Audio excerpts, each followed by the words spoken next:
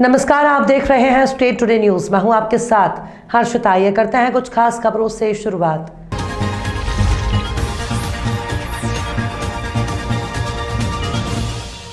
यातायात जागरूकता अभियान और सड़क सुरक्षा इस सप्ताह के अंतर्गत उदयपुरा पुलिस ने चालानी कार्रवाई और हेलमेट सीट बेल्ट लगाने के लोगों को समझाइश दी। आपको बता दें कि रायसेन जिले में और पूरे प्रदेश में सड़क सुरक्षा सप्ताह के चलते जिले की हर तहसील में पुलिस द्वारा चालानी कार्रवाई और हेलमेट लगाने के लिए लोगों को प्रेरित किया जा रहा है। इस अभियान में थाना उदयपुरा के एसआई FS ठाकुर, आरक्षक विनोद रघुवंशी, ट्रैफिक प्रभारी नारायण रघुवंशी, आरक्षक रवि यादव, सैनिक नरेंद्र जोशी मौजूद रहे। धार्मिक नगरी उज्जैनी में हर पर्व की शुरुआत भगवान महाकाल के मंदिर से होती है। इस परंपरा का निर्वहन करते हुए पुजारियों ने सर्वप्रथम प्रांत में होने वाली भस्म आरती में भगवान का तिल से अभिषेक किया और भस्म चढ़ाई, जिसके बाद भगवान महाकाल को तिल के लड्डुओं का भोग लगाया गया। इस दौरान बड़ी संख्या में देश विदेश से आए श्रद्धालुओं ने भगवान महाकाल का दर्शन लाभ लिया।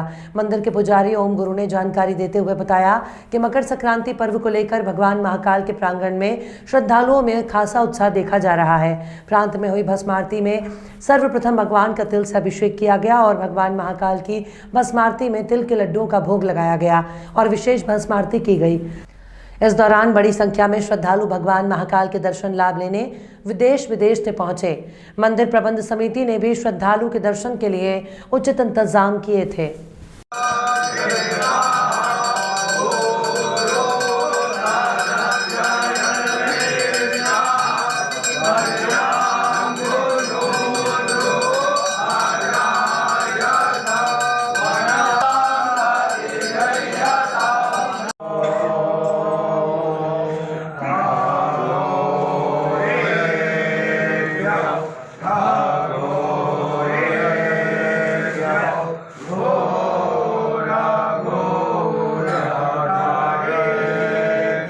किए आज बाबा महाकाल को मकर संक्रांति पर्व पर बाबा को विशेष पंचामृत पूजा गया, तिल का अभिषेक किया गया।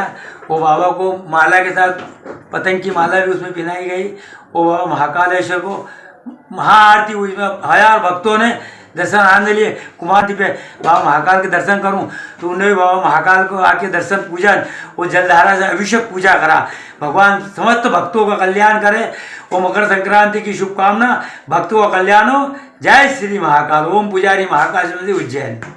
कटनी में हर साल की तरह इस साल भी चादर शरीफ का जुलूस बड़ी संख्या में निकाला गया और बड़े ही धूमधाम से निकाला गया। चादर शरीफ कटनी जिले वासियों की जानिब से ख्वाजा गरीब नवाज की मज़ार में चढ़ाई जाएगी। सभी धर्म के लोग इस जुलूस में शामिल रहते हैं। ये चादर शरीफ मिशन चौक से थाना तिराहा, सुभाष चौक, कमानिया गेट, झंडा बाजार, आज़ाद चौक होते हुए वापस मिशन चौक पहुंचा, जहां उसका समापन किया जाता है। फतिहा ख्वानी होती है और सभी भाइयों को प्रसाद तबर्रुक दिया जाता है। ये चादर शरीफ मिशन चौक से थाना तिराहा, सुभाष चौक, कमानिया गेट, झंडा बाजार, आज़ाद चौक होते हुए वापस मिशन चौक पहुंची, जहां उसका समापन किया जाता है। फतिहा ख्वानी होती है और सभी भाइयों को प्रसाद तबर्रुक दिया जाता है। कमेटी अध्यक्ष दानिश अहमद इस चादर को अजमेर में अपनी कमेटी और कटनी जिले वासियों की तरफ से 28 जनवरी को कटनी जिले की चादर ख्वाजा गरीब नवाज की दरगाह में चढ़ाएंगे और पूरे जिले वासियों के लिए दुआ करेंगे। अमन, शांति, भाईचारे और बेपनाह मोहब्बत के लिए जो हमारे दिल में बनी रहे। अजमेर शरीफ से आए मेहमान खुसूसी जनाब परिजादा सैयद मोहम्मद जवाद चिश्ती, खादिम दरगाह शरीफ अजमेर भी जुलूस में शामिल रहे।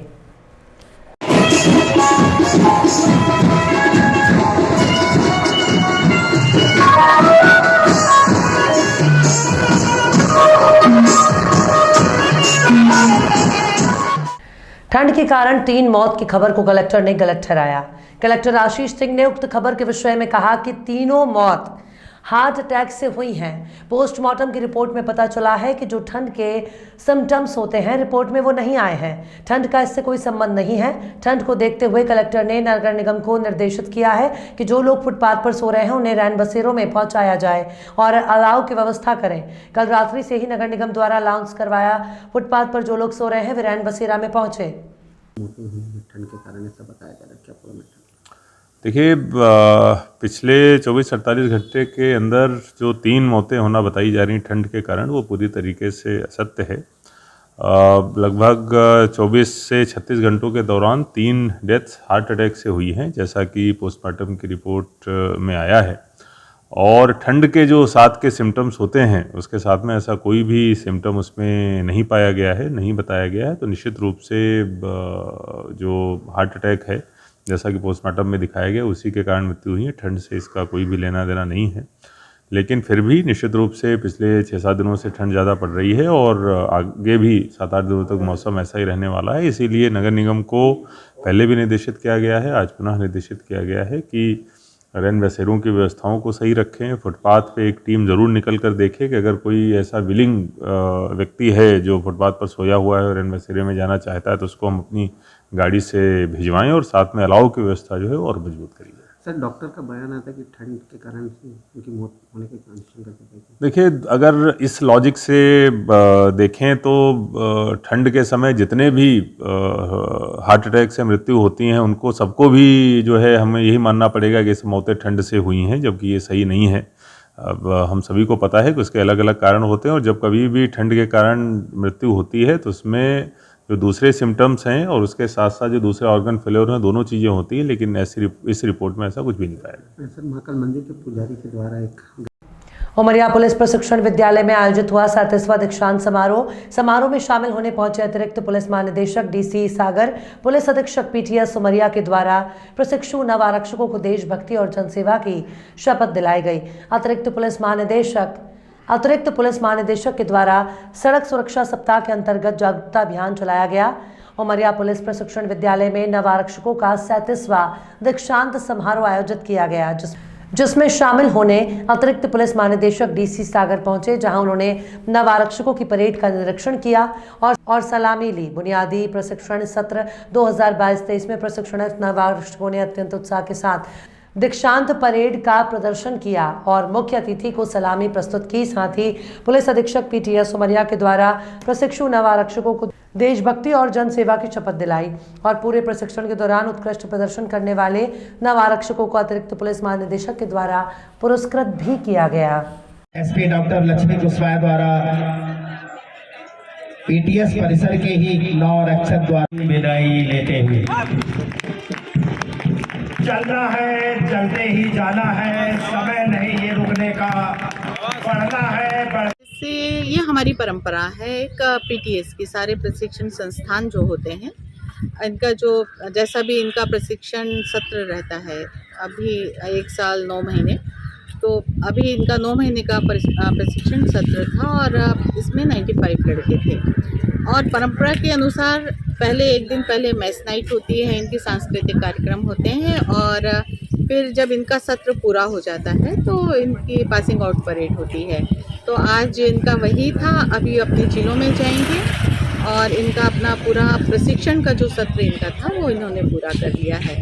अब अपने जिलों में जाकर ये अपनी सेवाएं देंगे। प्रशिक्षण के अवसर पर, दीक्षांत समारोह के अवसर पर ये बहुत ही प्रासंगिक और प्रेरणास्पद बातें थी जो मैंने उन्हें कही। इसके साथ ही मैंने उनको ये भी कहा कि उनके समक्ष में कई चुनौतियाँ आएंगी। उन चुनौतियों को सफलतापूर्वक संपादित करने के लिए, उन चुनौतियों का मुंह तोड़ जवाब देने के लिए वो भली भांति तैयार हो चुके हैं। नर्मदापुरम संभागीय मुख्यालय के समीप इटारसी तहसील के अंतर्गत आने वाला ग्राम नानूपुरा में एक आदिवासी महिला जानकी बाई की जमीन पर अवैध कब्जा कर एक मुस्लिम व्यक्ति महमूद पिता तहीद नानूपुरा पंडरी में जानकी बाई अपने आदिवासी महिला की जमीन पर अवैध कब्जा कर मकान निर्माण का काम कर रहा है। आदिवासी महिला जानकी बाई ने तहसीलदार के नाम आवेदन प्रस्तुत किया। अवैध अतिक्रमण को रोकने और मकान को हटाकर जमीन मुक्त कराने के लिए अधिकारियों के चक्कर लगा कर थक चुकी है। आदिवासी महिला जानकी बाई विधवा महिला है और उनके पति का स्वर्गवास काफ़ी समय पहले हो चुका था। एक लड़का और एक लड़की की देखरेख, पढ़ाई लिखाई, मजदूरी करके वो अपना जीवन यापन करती हैं। महिला द्वारा बताया गया कि मुस्लिम व्यक्ति शराबी और आपराधिक किस्म का है जो हमें बार बार जान से मारने की धमकी देता है और कहता है कि तुमसे बने जो कर लो। तहसील और बाबू के चक्कर लगा कर महिला और उसकी बेटी काफ़ी परेशान होने के बाद भी समस्या का निराकरण नहीं होना बताया। महिला ने बताया कि चौधरी मैडम को भी मिलकर आए हैं और नवाब तहसीलदार विपिन सर को बार बार कहने पर उन्होंने कार्रवाई करने का दिलासा दिया। ग्राम कोटवार सरपंच कोई सपोर्ट नहीं कर रहे हैं और अवैध कब्जाधारी महमूद अपना काम रोक नहीं रहा है। बावजूद इसके लोहे गिट्टी सामग्रियां मलवाकर अपना कार्य कर रहा है। हमारी ज़मीन पर अवैध अतिक्रमण कर हमें डराता है। हमारे साथ कोई भी व्यक्ति नहीं है जो उनका सामना कर सके। नर्मदापुरम संभागीय मुख्यालय में शराब तस्कर खुलेआम सड़क पर तेज गति से वाहन चलाते हुए शराब तस्करी कर रहे हैं और प्रशासन है कि मौन बना हुआ है। खुलेआम शराब सप्लाई की जा रही है। हाल ही में देखने को मिला ये मामला टू व्हीलर बाइक पर दो शराब तस्कर के शागिर्द लगभग 5 पेटी शराब लेकर भी सड़क पर तेज गति से शराब सप्लाई कर रहे हैं। आरटीआई ने फेड़ परताल रसूलिया रेलवे फाटक अड्डे की दुकान से लेकर पंकी से फेड़ परताल मार्ग नगर पालिका स्वागतम बोर्ड प्रेरणा गवर्नमेंट स्कूल के पास से लेकर रसूलिया 4 नंबर गेट ग्वाल टोली हर जगह शराब खुलेआम शराब बेची जा रही है। शराब तस्कर खुलेआम शराब लेकर घूम रहे हैं। शराब माफिया के शागिर्द खुलेआम शराब बेचना मारपीट करना जैसा कार्य करते हैं। शराब माफियाओं के ऊपर कई आपराधिक प्रकरण पंजीबद्ध हैं जो बड़े ही गंभीर और दुर्भाग्यपूर्ण हैं। तस्कर अपना काम खुलेआम करते हुए प्रशासन की आंखों में धूल झोंक रहे हैं और प्रशासन मौन बना हुआ है।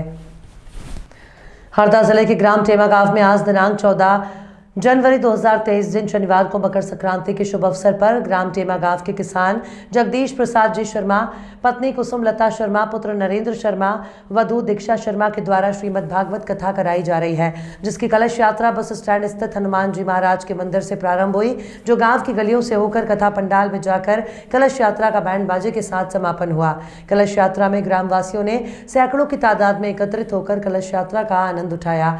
पंडाल में श्रीमद् भागवत कथा को व्यास गादी पर रखकर सभी शर्मा परिवार के जगदीश जी शर्मा, नरेंद्र जी शर्मा, वीरेंद्र शर्मा, मनोज शर्मा और समस्त परिवार के लोगों के द्वारा विधि विधान से पूजन किया गया और कथावाचक पंडित लक्ष्मी नारायण मिश्रा खड़किया वालों के द्वारा पूजन संपन्न कराया गया।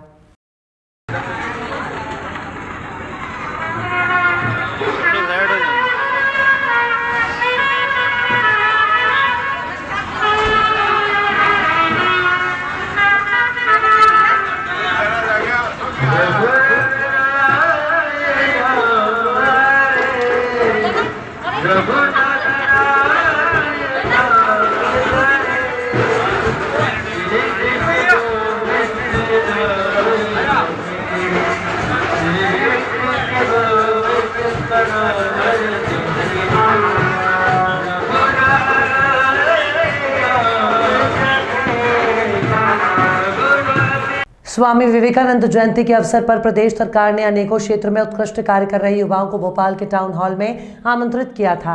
यंग अचीवर्स के इस कार्यक्रम में अब्दुल्लागंज विकासखंड के मध्य प्रदेश जन अभियान परिषद में मुख्यमंत्री सामुदायिक नेतृत्व विकास पाठ्यक्रम की शिक्षा प्राप्त कर रहे नगर के वार्ड नंबर 1 विशनखेड़ा के विक्रम सिंह यादव ने रायसेन जिले का प्रतिनिधित्व किया। मालूम हो कि विक्रम ने सुशासन की दिशा में अपने वार्ड में विकास कार्यों को त्वरित कराने में अपना अमूल्य योगदान दिया था। साथ ही डिजिटल इंडिया के तहत लगभग 30 योजनाओं को जन जन तक पहुंचाकर उसमें सर्टिफिकेशन प्राप्त किया। इसके बाद जन अभियान परिषद के ब्लॉक समन्वयक निशा बहिकार ने उनके नाम को राज्य स्तरीय कार्यक्रम के लिए जिले में भेजा। विक्रम यादव के कार्यों के सर्टिफिकेशन और उनकी प्रस्तुति को देख जिला रायसेन से नेतृत्व करने भोपाल भेजा गया। विक्रम का नाम अब प्रदेश के युवा अचीवर्स की लिस्ट में शामिल हो रहा है। क्षेत्र के जनप्रतिनिधियों और समाज सेवियों ने विक्रम के इस कार्य पर उन्हें बधाई प्रेषित की है। पुलिस अधीक्षक सीहोर मयंक अवस्थी द्वारा जिले में चोरी की वारदातों पर प्रभावी अंकुश लगाने और आरोपों की धरपकड़ के लिए दिए गए निर्देशों के तारतम्य में गठित टीम द्वारा कार्रवाई करते हुए 3 आरोपियों को गिरफ्तार कर गेहूं की 64 बोरी बरामद करने में सफलता प्राप्त की है। प्रकरण की घटना के आरोपी यान विकास उर्फ बंटी शेर सिंह उर्फ शेरू ने थाना इछावर जिला सीहोर के अपराध में गिरफ्तार होने के बाद पूछताछ में थाना अहमदपुर क्षेत्र अंतर्गत ग्राम पालिया वेयरहाउस में चोरी करना स्वीकार किया, जिस पर उक्त आरोपियों को संबंधित न्याय की अनुमति प्राप्त कर गिरफ्तार कर माननीय के माध्यम से प्रोडक्शन वारंट जारी करने वाले उपस्थित आने पर थाना अहमदपुर द्वारा पुलिस रिमांड में प्राप्त कर पूछताछ की गई तो 3 आरोपियों ने चोरी के बुलेरो पिकअप से थाना अंतर्गत ग्राम पावर हाउस में 85 बोरी गेहूं चोरी कर बोरी गेहूं के घर पर रखना और शेष गेहूं खिलाड़ियों को बताया। आरोपी के अनुसार आरोपी शेर सिंह के घर ग्राम पिपलिया राव थाना भानरो साल जिला देवास में गेहूं जब्त किए गए।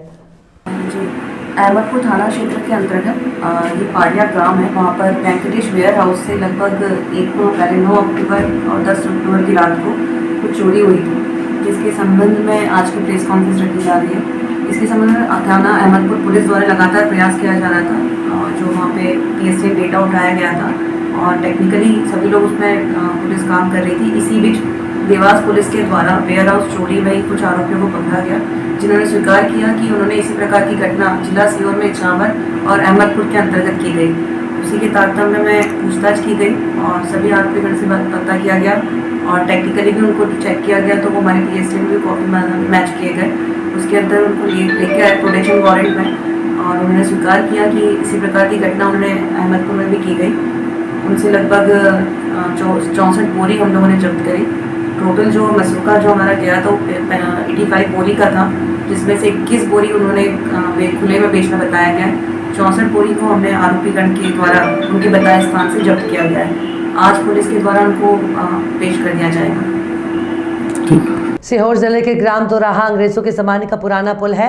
वहां पर आए दिन 4 पहिया वाहन और 2 पहिया वाहन गिरते रहते हैं। ऐसा ही आज नाथू बरखेड़ा निवासी केशव और उनकी बहन रुनाहा से फंदा खजूरी जा रहे थे और मोड़ होने के कारण पुल पर किसी प्रकार की कोई रेलिंग नहीं थी, जिससे बाइक सवार सीधे नदी में जाकर गिरे। महिला को सर में और हाथ में गंभीर चोटें आई हैं। बाइक सवार को भी चोटें आई। ग्रामीणों द्वारा 108 को फ़ोन लगाया। 108 होने के बाद भी समय पर नहीं पहुंची। इससे पहले सिकंदरगंज निवासी उमर खान और मुनव्वर अली द्वारा महिला को बाइक पर बैठाकर सिद्धिविनायक अस्पताल भर्ती कराया गया। इससे पहले भी बार बार पुल की समस्या को लेकर समाचार प्रकाशित किए जा रहे हैं, लेकिन अधिकारियों का इस ओर ध्यान नहीं जा रहा, जिससे कि बार बार दुर्घटनाएं हो रही हैं। तत्काल प्रशासन को पुल की बाउंड्री या रेलिंग लगवाना चाहिए, जिससे दुर्घटना ना हो। मुरैना जिले की किलारस जनपद पंचायत के अंतर्गत आने वाली ग्राम पंचायत सुजरमा में जिला सीईओ ने उपयंत्रियों और सरपंच सचिवों की मीटिंग ली और सचिव सरपंचों को ग्राम पंचायत भवन को पुताई के आदेश दिए और विद्यालय का भी निरीक्षण किया। आयुष्मान पंजीयन, आंगनवाड़ी, अन्य योजनाओं को लेकर आदेश दिया और कहा कि समय से पहले ये कार्य हो जाने चाहिए, नहीं तो कार्रवाई की जाएगी।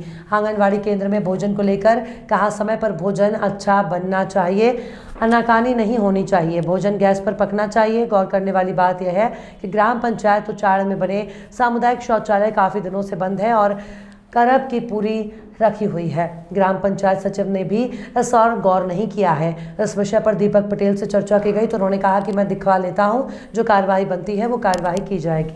विभागों की समीक्षा रखी गई, दौरा और कैलाश 2 ब्लॉक में रखी गई और इसमें योजनाओं की समीक्षा की गई। जहाँ कमी आ रही थी उन कमियों को बताया गया और किस तरीके से हम सुधार कर सकते हैं और जो काम नहीं कर रहे हैं उसको उनको भी जो है चेतावनी और नोटिस जारी किया गया है ताकि बेहतर तरीके से जो है काम हो सके। सर, आपकी कार्यालय से एक आदेश जारी हुआ था जिसमें जनप्रतिनिधि स्वयं बैठने की बात कही गई थी, पति वगैरह कोई न बैठेगा। आज आपकी बैठक में यहाँ पे पतियों के साथ जनप्रतिनिधि बैठे थे मनका सिंह, तो फिर क्या कार्य? तो एक सामूहिक बैठक थी जिसमें कि ग्रामीण जन में शामिल हुए थे, हमारे जनपद के स्टाफ भी शामिल हुए थे, जनप्रतिनिधि उनके परिवार के भी लोग थे। तो इसमें कहीं कोई ऐसी बात नहीं है और समीक्षा हो रही थी। वहाँ आना चाहे बैठे, अपनी बात रखे, इसमें कहीं कोई प्रशासनिक बैठक नहीं थी सर?